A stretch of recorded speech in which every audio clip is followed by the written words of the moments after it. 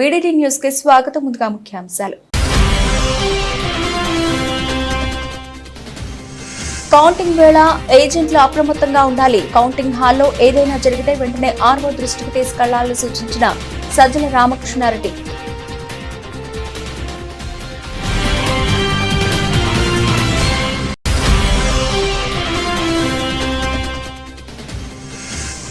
Phone tapping అంశంలో తనపై మంత్రి కోమటిరెడ్డి వ్యాఖ్యలకు స్పందించిన హరీష్ రావు, ఆరోపణలు నిరూపిస్తే ముక్కు నేలకేసి రాస్తానని సవాల్.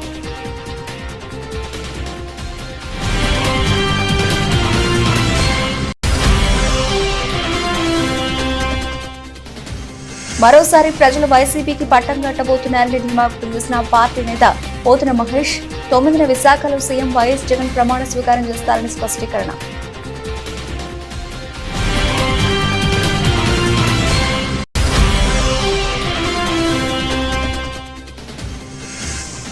ఎమ్మెల్సీ కవిత కస్టడీ పొడిగించిన కోర్టు, జూలై 3 వరకు జైల్లోనే బీఆర్ఎస్ ఎమ్మెల్సీ.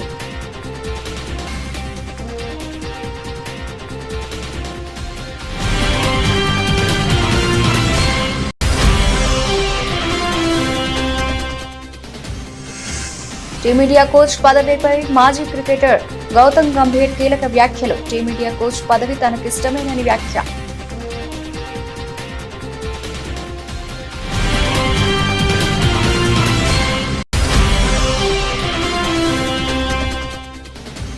మార్కెట్లో ఎగ్జిట్ పోల్స్ జోష్, మోదీ 3.0 గెలుపు అంచనాలతో లాభాలు ట్రేడ్ అవుతున్న స్టాక్ మార్కెట్లు.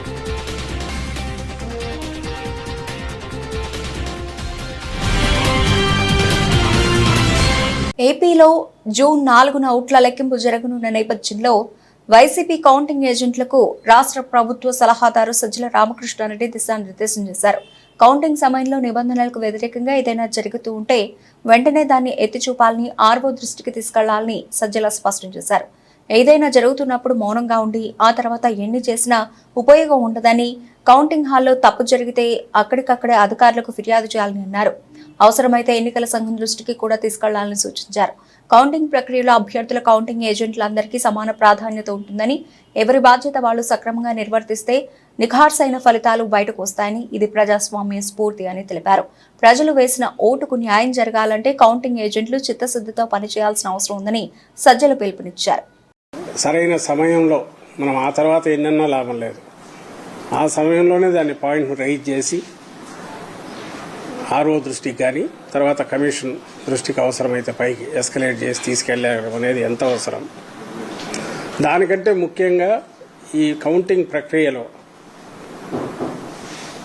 కౌంటింగ్ ఏజెంట్లు అనే వాళ్లకు equal importance, almost equal importance ఉంది. ఎవరి బాధ్యత వాళ్ళు సక్రమంగా నిర్వర్తిస్తే ఫలితాలు అనేవి కరెక్ట్గా బయటకు వస్తాయి. ఇది దాని స్పిరిట్.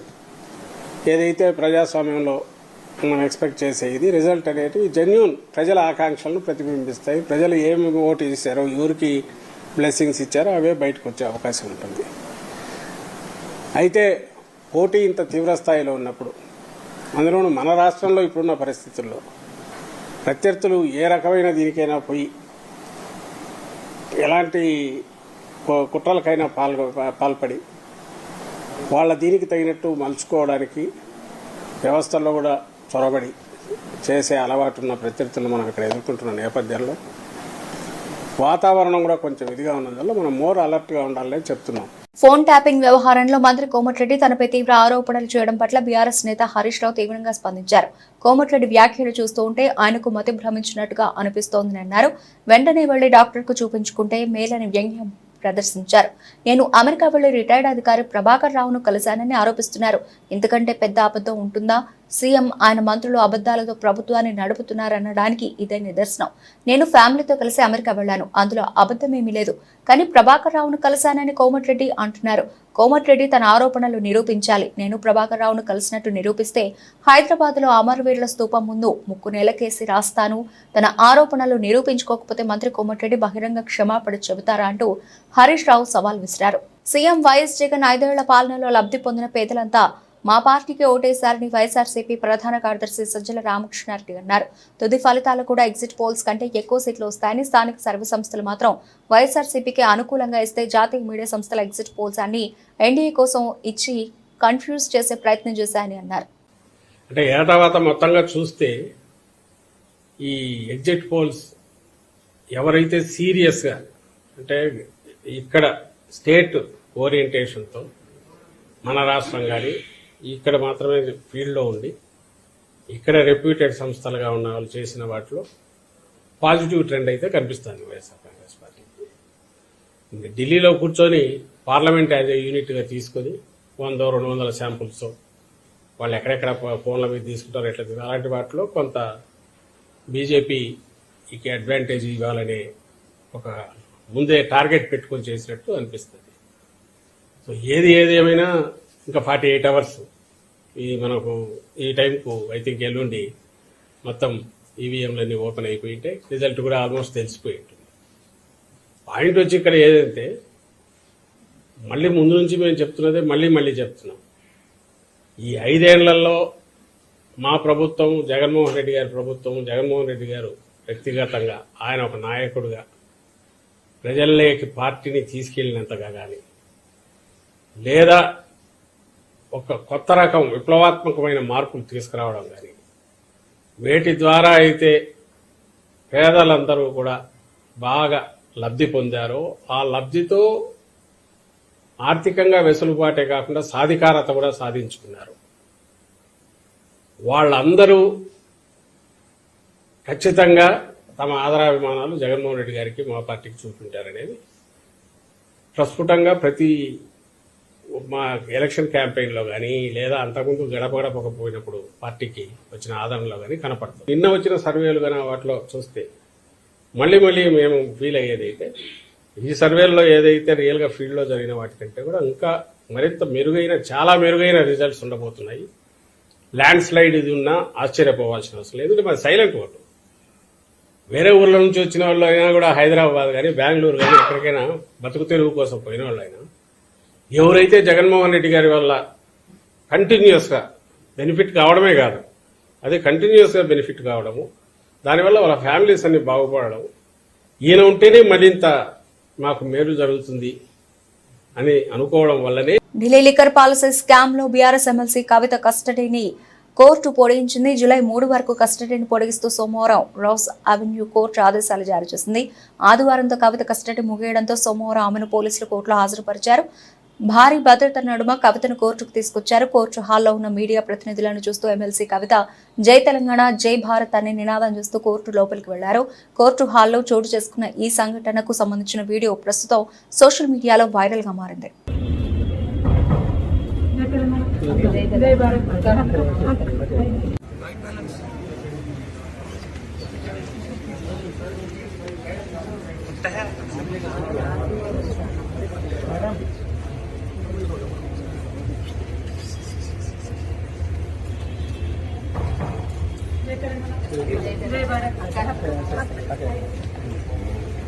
సీఎం వైఎస్ జగన్ 5 ఏళ్లలో అమలు చేసిన సంక్షేమ అభివృద్ధి కార్యక్రమాలను మెచ్చి ప్రజలు మరోసారి వైఎస్ఆర్సీపీకి పట్టం కట్టబోతున్నారని వైఎస్ఆర్సీపీ నేత పోతిన మహేష్ అన్నారు. ఈ నెల 9న విశాఖలో సీఎం వైఎస్ జగన్ ప్రమాణ స్వీకారం చేయడం ఖాయమని ధీమా వ్యక్తం చేశారు.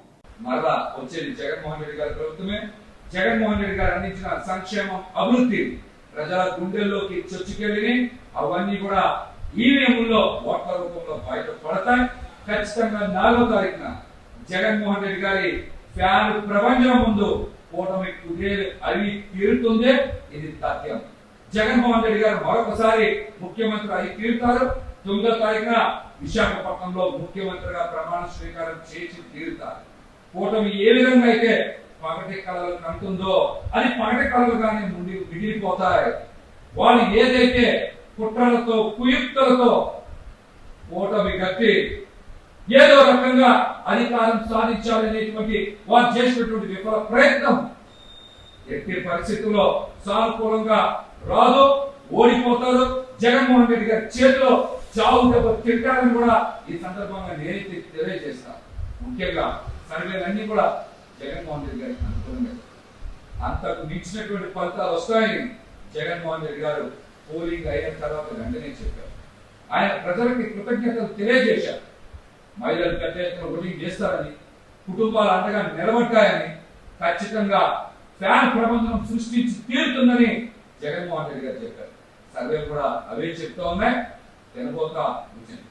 మరొక 36 గంటల్లో ఫ్యాన్ ప్రబంధనం ఏంటో ఈ రాష్ట్రంలో అందరూ కూడా చూస్తారు. ముఖ్యమంత్రిగా జగన్మోహన్ రెడ్డి గారు ప్రమాణ స్వీకారం చేసి తీరుతారు. ఈ ఎన్నికల ఫలితాల తరువాత కొన్ని పార్టీలు తెలంగాణకే పరిమితమవడం తథ్యమని కూడా తెలియజేస్తాం. తెలంగాణ మాజీ మంత్రులు సిద్దిపేట శాసనసభ్యులు అసెంబ్లీ టైగర్ తన్నీరు హరీష్ రావు జన్మదినం సందర్భంగా గజ్వేల్ ప్రభుత్వ ఆసుపత్రి నందు మున్సిపల్ చైర్మన్ ఎన్సి రాజమౌళి గుప్తా ఆధ్వర్యంలో పండ్లు మరియు బ్రెడ్లను పంపిణీ చేయడం జరిగింది. ఈ సందర్భంగా వారు మాట్లాడుతూ మాజీ మంత్రి హరీష్ రావు జన్మదినం సందర్భంగా ప్రభుత్వ దవాఖానాలు రోగులకు పండ్లు బ్రెడ్ పంపిణీ చేయడం జరిగిందని, మాజీ మంత్రి హరీష్ రావు ప్రజల నాయకుడు అని అందరి మన్ననలు పొందుతూ మంచి గుర్తింపు తెచ్చుకున్న హరీష్ రావుకి గజ్వేల్ పట్టణం తరఫున మరియు గజ్వేల్ పాలకవర్గం తరఫున హార్దిక జన్మదిన శుభాకాంక్షలు తెలిపారు. తెలంగాణ రాష్ట్ర సాధనలో తన యొక్క పాత్రను పోషించినటువంటి పెద్దలు జిల్లా మాజీ మంత్రి శ్రీ తన్నీరు హరీష్ రావు గారి జన్మదిన సందర్భంగా వాకడ్ హనుమాన్ దేవాలయంలో ప్రత్యేక పూజలు నిర్వహించి మన ప్రభుత్వ ఆసుపత్రిలో రోగులందరూ కూడా అన్న పంపిణీ కార్యక్రమం చేయడం జరిగింది.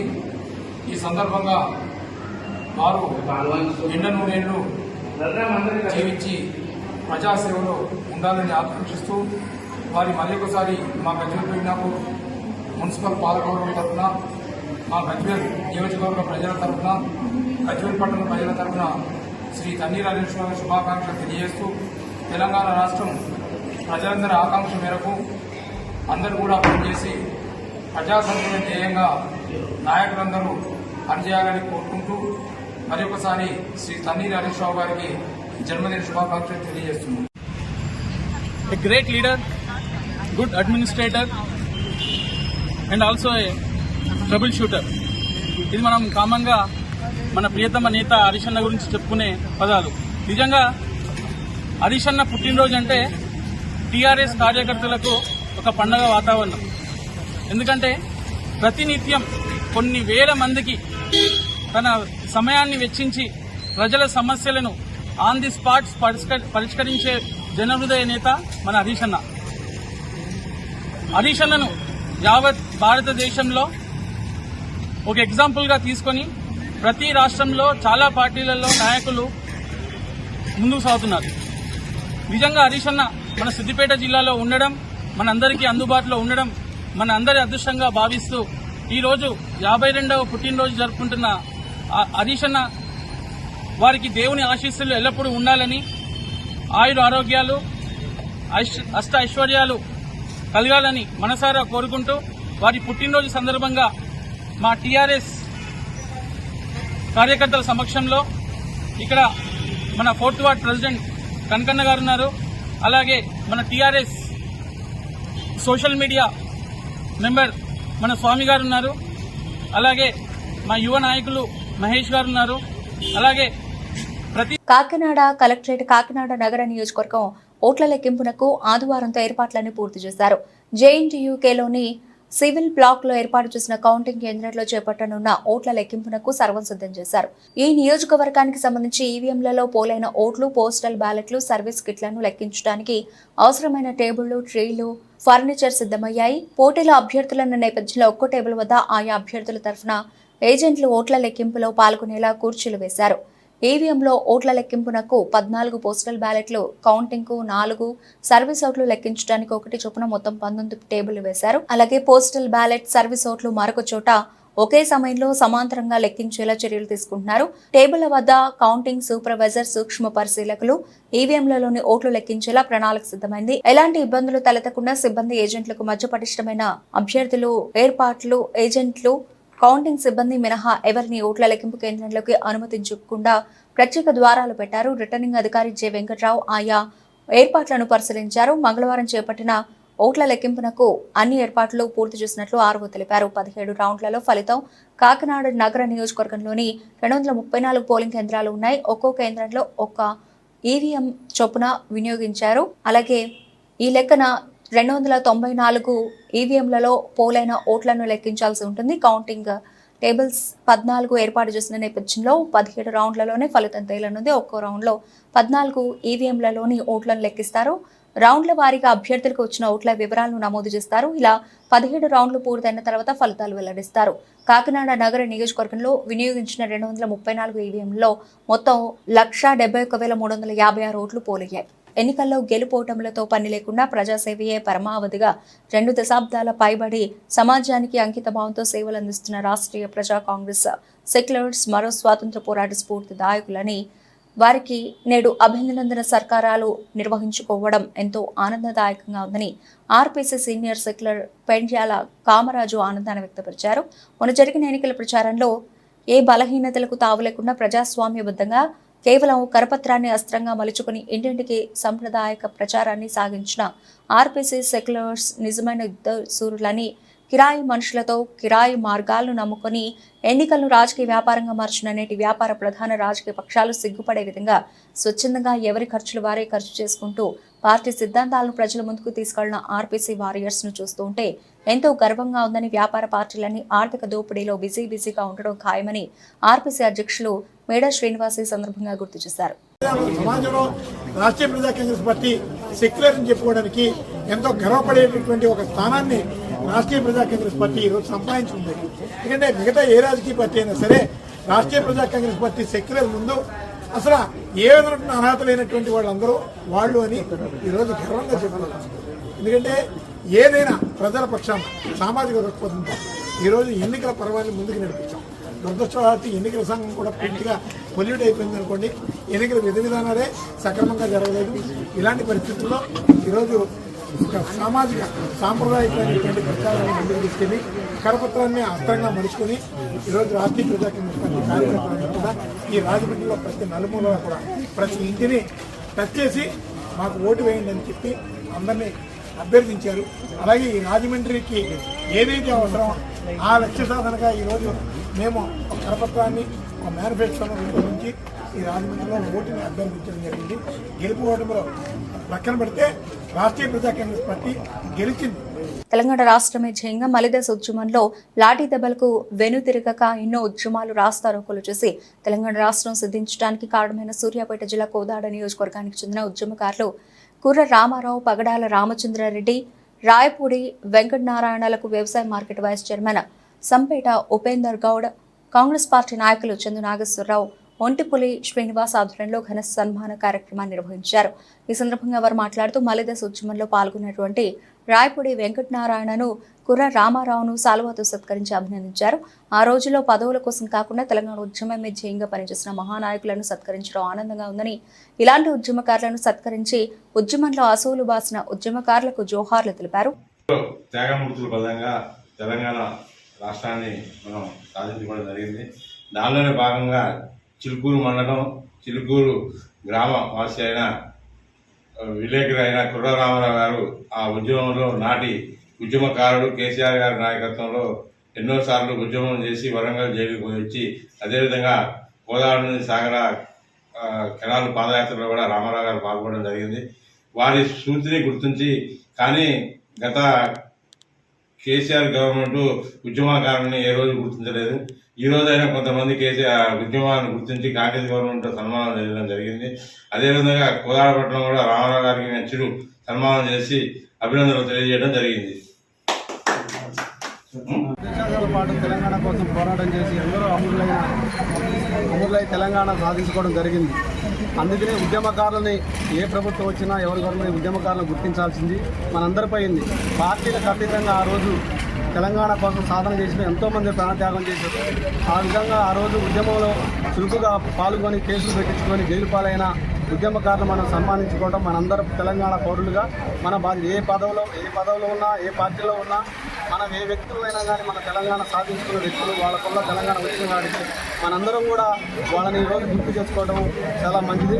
అదేవిధంగా మన కోదాడ నియోజకవర్గంలో తెలంగాణ ఉద్యమంలో చురుకుగా పాల్గొని జైలు పాలయ్యి మలిదశ ఉద్యమంలో పాల్గొని జైలు పాలైన రాయపూడి వెంకటనారాయణ గారిని ఈరోజు మేము అందరం కలిసి సన్మానించడం జరిగింది. కౌంటింగ్ రోజున అలర్లు అరాచకాలు సృష్టించేందుకు టీడీపీ కుట్రలు పన్నుతోంది. వైసీపీ ఎమ్మెల్యే మల్లాది విష్ణు అన్నారు. టీడీపీ ఏజెంట్లను ఘర్షణలకు ప్రేరేపిస్తున్న చంద్రబాబుపై చర్యలు తీసుకోవాలని ఎన్నికల సంఘాన్ని కోరినట్లు ఆయన పేర్కొన్నారు. సజ్జల రామకృష్ణారెడ్డిపై పెట్టిన తప్పుడు కేసును తక్షణమే విత్డ్రా చేసుకోవాలని మల్లాది విష్ణు డిమాండ్ చేశారు. వైఎస్ఆర్ కాంగ్రెస్ పార్టీ ఏజెంట్ల మీద దౌర్జన్యం చేయాలని, వైఎస్ఆర్ కాంగ్రెస్ పార్టీ ఏజెంట్లని తరిమి కొట్టాలని, ఆ బూతుల్లో లేకుండా కౌంటింగ్ జరిగేటటువంటి ప్రాంతంలో లేకుండా చూడాలని, ఇట్లాగా అన్పార్లమెంటరీగా ఒక కుట్ర కోణంతో విధ్వంసం సృష్టించాలని, అరాచకం సృష్టించాలని చంద్రబాబు నాయుడు గారు బహిరంగంగా మాట్లాడినటువంటి మాటలు. ఆ మాటలు ముందస్తుగానే, ఎందుకంటే పోలింగ్ జరిగినటువంటి రోజును కానీ, పోలింగ్ తదనంతరం జరిగినటువంటి గొడవలు కానీ తిరిగి మళ్లీ కౌంటింగ్లో తీసుకురావాలి అని చెప్పనే ఉద్దేశంతో తెలుగుదేశం కుట్రలు, కుతంత్రాలు ఇవన్నీ కూడా పన్నుతూ ఉంది. అంతిమంగా ఏంటంటే ఎట్లాగైనా సరే ఈసారి విజయం కోసం ప్రయత్నం చేస్తున్నారు. ప్రజల యొక్క తీర్పుని, ప్రజల యొక్క అభిప్రాయాన్ని మార్చేటటువంటి ప్రయత్నం చేస్తున్నారు. ఈ దౌర్జన్యకాండ పట్ల ముందస్తుగానే ఎన్నికల కమిషన్ ద్వారా పోలీసు యంత్రాంగానికి కంప్లైంట్ చేసి ఆయా ప్రాంతాల్లో సరైనటువంటి బందోబస్తు పెట్టాలి, ఖచ్చితమైనటువంటి నియమ నిబంధనలు పాటించాలి అని చెప్పని ఈరోజు క్లియర్గా ఎన్నికల కమిషన్ దృష్టికి తీసుకెళ్లాం.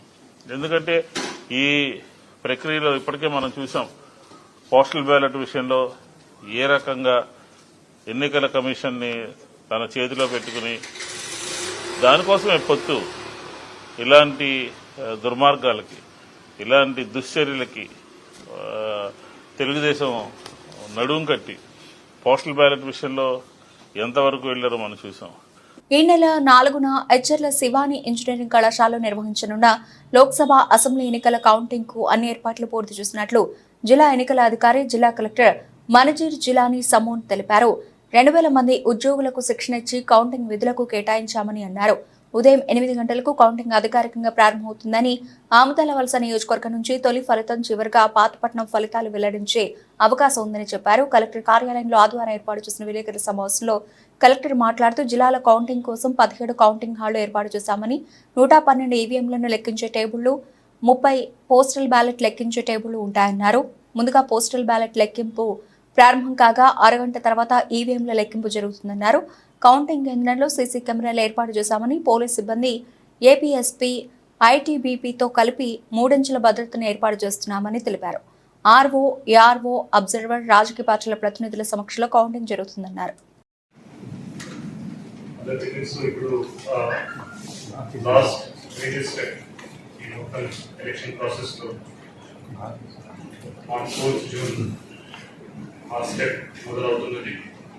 సో మార్నింగ్ 8 o'clock నుంచి ఆల్ కౌంటింగ్ ఈవెంట్ సంబంధించిన కావచ్చు, అదేవిధంగా పోస్టల్ బ్యాలెట్ సంబంధించిన కావచ్చు, మొత్తం ఆల్ కాన్స్టిట్యున్సీస్ సంబంధించిన, అదేవిధంగా శ్రీకాకుళం పార్లమెంటరీ కాన్స్టిట్యున్సీ సంబంధించిన కూడా అక్కడే కౌంటింగ్ అవుతుంది.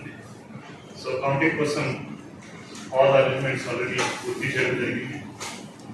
So separate counting hall AC కోసం, అదేవిధంగా separate counting hall assembly segment, parliament సంబంధించిన సెగ్మెంట్ కోసం కూడా పెట్టడం జరిగింది.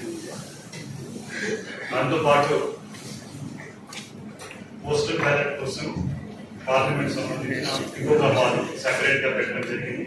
ఎందుకంటే జిల్లాలో నంబర్ ఆఫ్ పోస్టల్ బ్యాలెట్స్ చాలా ఎక్కువ ఉన్నాయి, మాకు టోటల్ నంబర్ కూడా చాలా ఎక్కువ ఉంది complete all the districts. Separate hall దానికోసం పెట్టడం జరిగింది. సో టోటల్ 86 contesting candidates మన జిల్లాలో ఉన్నారు. సో ఈ 2024 simultaneous election total 112 EVM tables లో కౌంటింగ్ చేయడం జరుగుతున్నది.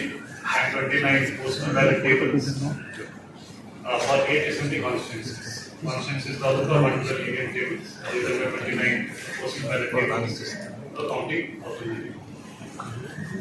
అదేవిధంగా 98 EVM tables and 30 postal ballot tables తో శ్రీకాకుళం పీసీ నంబర్ 2 దానికోసం కౌంటింగ్ జరుగుతుంది. టోటల్ ఓట్స్ పోల్డ్ జిల్లాలో 40,70,000 17,959 EVMs machines were team India coach పదవిపై ఉత్కంఠ కొనసాగుతున్న వేళ క్రికెట్ దిగ్గజం గౌతమ్ గంభీర్ తాజాగా కీలక వ్యాఖ్యలు చేశారు. భారత జట్టుకు మార్గదర్శకుడిగా నిలవడం తనకు ఇష్టమేనని అన్నారు. అబుదాబిలో ఓ కార్యక్రమంలో ఆయన మాట్లాడుతూ టీమిండియా కోచ్ బాధ్యతలు దక్కడం తన కెరీర్లోనే అత్యుత్తమ గౌరవం కలదని వ్యాఖ్యానించారు. టీమిండియా తదుపరి హెడ్ కోచ్ గౌతమ్ గంభీరేనని ఇప్పటికే జాతీయ మీడియాలో కథనాలు వెలువడుతున్న సమయంలో గంభీర్ వ్యాఖ్యలు ప్రాధాన్యం సంతరించుకున్నాయి. టీమిండియాకు కోచ్ గా ఉండడం నాకెంతో ఇష్టం, దానికి మించిన గౌరవం మరొకటి ఉండదు. కోచ్ బాధ్యతలంటే 140 కోట్ల మందికి ప్రాతినిధ్యం వహించడం, ఇంతకంటే పెద్ద గౌరవం మరొకటి ఉంటుందా అని గంభీర్ అన్నారు. భారత విజయానికి యావత్ టీం కలిసికట్టుగా కష్టపడాలని గౌతమ్ అభిప్రాయపడ్డారు. ప్రధానమంత్రి నరేంద్ర మోదీ నేతృత్వంలో 3సారి ఎన్డీఏ సర్కార్ అధికారంలోకి వస్తుందని ఎగ్జిట్ పోల్స్ అంచనా వేసిన తర్వాత సోమవారం స్టాక్ మార్కెట్లు లాభాలతో ప్రారంభమయ్యాయి. మౌలిక సదుపాయాలు, క్యాపిటల్ గూడ్స్ తయారీ రంగ షేర్లు లాభాలు ట్రేడ్ అవుతున్నాయి. ఉదయం 7:05 నిఫ్టీ 23,353 పాయింట్ల వద్ద ప్రారంభమైంది. శుక్రవారం మార్కెట్లు ముగిసే సమయానికి నిఫ్టీ 22,530.70 వద్ద ఉంది. గత వారం నిఫ్టీ 50, S&P, BSE, సెన్సెక్స్ 2% చొప్పున పడిపోయాయి. శనివారం విడుదలైన ఎగ్జిట్ పోల్స్ 543 మంది సభ్యుల లోక్సభలో బీజేపీ నేతృత్వంలోని నేషనల్ డెమోక్రటిక్ అలయన్స్ 3/2 మెజారిటీని పొందవచ్చని అంచనా వేశాయి. బులెటిన్ ముగించే ముందు హెడ్లైన్స్ మరోసారి. కౌంటింగ్ వేళ ఏజెంట్లు అప్రమత్తంగా ఉండాలి. కౌంటింగ్ హాల్లో ఏదైనా జరిగితే వెంటనే ఆర్ఓ దృష్టికి తీసుకెళ్లాలని సూచించిన సజ్జల రామకృష్ణారెడ్డి.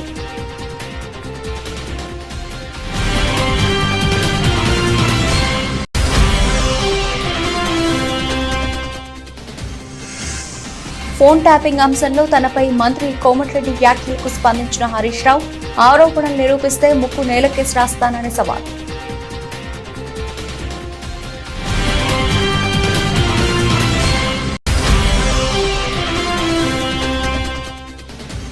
మరోసారి ప్రజలు వైసీపీకి పట్టం కట్టబోతున్నారని ధీమా వ్యక్తం చేసిన పార్టీ నేత పోతున మహేష్, 9న విశాఖలో సీఎం వైఎస్ జగన్ ప్రమాణ స్వీకారం చేస్తారని స్పష్టీకరణ.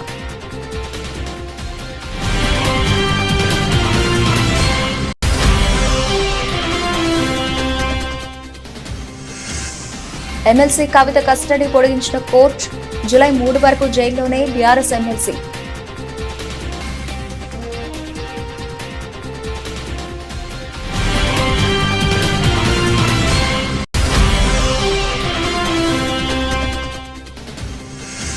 టీమిండియా కోచ్ పదవిపై మాజీ క్రికెటర్ గౌతమ్ గంభీర్ కీలక వ్యాఖ్యలు. టీమిండియా కోచ్ పదవి తనకిష్టమేనని వ్యాఖ్య.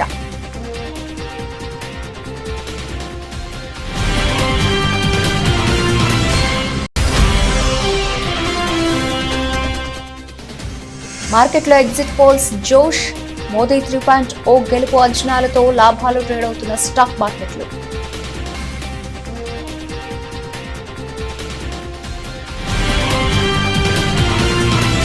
ఇది ఇప్పటివరకు బులెటిన్ అప్డేట్స్. మరిన్ని అప్డేట్స్ తో మళ్ళీ కలుద్దాం. అంతవరకు సెలవు, నమస్తే.